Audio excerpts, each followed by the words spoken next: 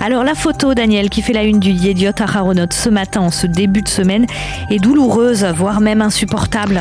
Oui, cette photo, c'est celle de Nehurai Gol, 13 ans, qui devait célébrer dans un mois sa bar mitzvah et qui, avec ses deux frères Ethan, 7 ans à peine, et Or Chaim, 18 ans, récitent ensemble le Kaddish lors des obsèques de leur père Boaz Gol, assassiné jeudi soir à Elad. Et cette donnée effrayante, 3 pères assassinés lors de cet attentat, Boaz Gol donc, mais aussi Yonatan Chabakouk et Oren Ben Iftar, qui sont en photo donc du Yediot Aharonot également. 3 pères assassinés et 16 orphelins. Mais au-dessus de ces photos, une estimation sécuritaire. L'armée et le Shin Bet ne recommandent pas pour l'instant d'éliminer Yahya Sinwar, le chef du Hamas à Gaza. De facto, le gouvernement tente de conserver le calme à Gaza et d'agir contre les cellules terroristes du Hamas en Judée et Samarie. La photo en première page du Israël Hayom est également douloureuse. On y voit le même Ethan Gold, 7 ans, recouvrir de terre le corps de son père Boaz, toujours lors des obsèques qui se sont tenues vendredi. Et la manchette, là encore, se rapporte à une éventuelle élimination de Sinwar. La tentation est grande de l'éliminer, mais le bénéfice n'est pas évident. Quant au mari, parmi les titres principaux de son site d'information, on apprend que les 2 terroristes de l'attentat d'Elad courent toujours en dépit des énormes moyens mis en œuvre pour les retrouver. Le Haaretz lui croit savoir que les forces de sécurité sont persuadées que les 2 terroristes sont encore en territoire israélien. En page intérieure, de nombreux reportages et d'autres photos sur le deuil de la ville orthodoxe d'Elad. Et dans ces pages intérieures, la même équation terrible, 3 pères et 16 orphelins, avec des photos des obsèques des 3 victimes accompagnées vers leur dernière demeure par des milliers d'habitants de la ville meurtrie. La veuve de Yonatan Chabakouk, éplorée devant sa tombe, affirme: mon cœur refuse de croire que je suis resté seul avec 5 orphelins et mon cœur brûle de savoir que mon fils a pu voir son père dans ses derniers instants. Yehuda Itzkovitz, habitant d'El Had, écrit ce matin dans le Israël Hayom: c'est terrible à dire, mais après cet attentat, notre maison n'est plus notre bastion protégé. Et d'expliquer que la population a vécu un Shabbat de peur avec des hommes armés à l'entrée des synagogues de crainte des terroristes qui donc courent toujours. Qu'écrivent, Daniel, les commentateurs sur la situation sécuritaire après cet attentat? Dana Weiss, la correspondante politique de la chaîne 12 israélienne, cite un très haut responsable de la défense nationale qui affirme: l'élimination de Sinwar ne parviendra pas à mettre fin à la vague terroriste. Que faire alors? La réponse du Premier ministre: aller le plus loin possible, sans que Naftali Bennett précise ce que cela peut signifier. Ehud Yehari, le spécialiste des Palestiniens et du monde arabe de la chaîne 12, écrit ce matin que la guerre contre le terrorisme ne peut pas se résumer à des efforts pour déjouer des attentats. Selon Yehari, il est indispensable de faire voler en éclats l'atmosphère de soutien aux terroristes qui règne au sein de l'autorité palestinienne, ainsi que les incitations à la haine menées par le Hamas. Nadav Eyal écrit dans le Yediot Aharonot que la défense nationale comprend que la politique de complaisance envers la population palestinienne doit cesser et qu'il faut revenir au modèle de séparation qui dominait durant la seconde intifada il y a 20 ans.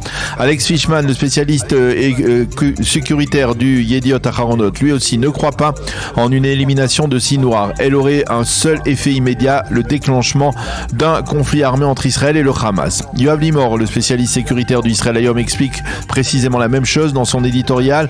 Amos Harel, dans le Haaretz, lui écrit, comme beaucoup de ses confrères, que l'élimination de Sinwar assouvira certes les désirs de vengeance, mais ne freinera pas le terrorisme.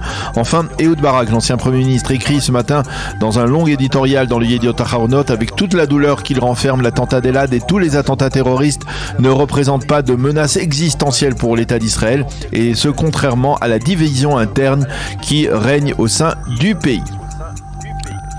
Le second grand titre ce matin, Daniel Haïk, dans la presse et les médias israéliens, se rapporte à la rentrée parlementaire. La rentrée parlementaire, c'est donc demain.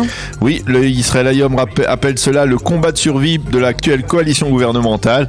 Selon le quotidien gratuit, l'opposition va tenter dès mercredi de déposer une motion de censure pour faire chuter le gouvernement, mais l'on estime que Raham s'opposera à cette motion, et dans le Yediot Aharonot, Mansour Abbas promet que ce n'est pas lui qui fera tomber le gouvernement. Au sein de la coalition, on va tenter donc de stabiliser la situation et de préparer la loi sur le budget de l'État pour l'année prochaine, et si possible de faire voter également des lois sociales.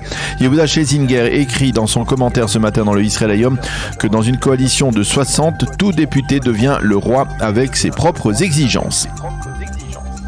Et justement, l'une des exigences de Nir Orbach, député Yamina, était la construction d'unités de logement en Cisjordanie, une exigence qui devrait être satisfaite. Oui, c'est le Yediot Aharonot qui consacre une double page à ce développement qui a été révélé dès le début du mois d'avril par son site, le site Ynet, et qui a été confirmé vendredi. Le gouvernement israélien, ou plus exactement la commission planification, s'apprête à valider la création de 4000 unités de logement en Judée-Samarie en dépit de l'opposition des Américains à une telle démarche.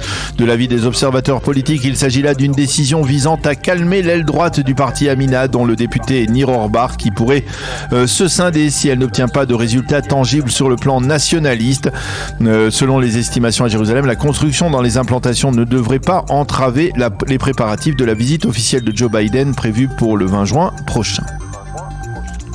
Le Yediot Aharonot, lui, nous offre un éclairage sur la guerre en Ukraine, mais sous le prisme de la communauté juive d'Ouman. Oui, c'est le dernier titre de cette revue de la presse. Ouman, la ville où est enterré Rabbi Nachman de Breslav, est épargnée par la guerre et géographiquement éloignée des zones de combat, ce qui permet aux chassidim de Breslav qui sont restés et qui sont revenus d'organiser de l'aide pour de nombreux Ukrainiens, juifs et non juifs d'ailleurs, qui ont trouvé refuge ces derniers mois dans la ville d'Ouman depuis le déclenchement du conflit. Le Rav Bin-Nun de Haïfa vit actuellement à Ouman. Il a affirmé que la communauté juive ne manque pas de nourriture et qu'elle dispose de plans précis d'évacuation dans l'hypothèse où les Russes approcheraient. Nous aidons les réfugiés qui arrivent en leur fournissant des vêtements et des repas, affirme le Rav Bin-Nun dans le Yediot Aharonot.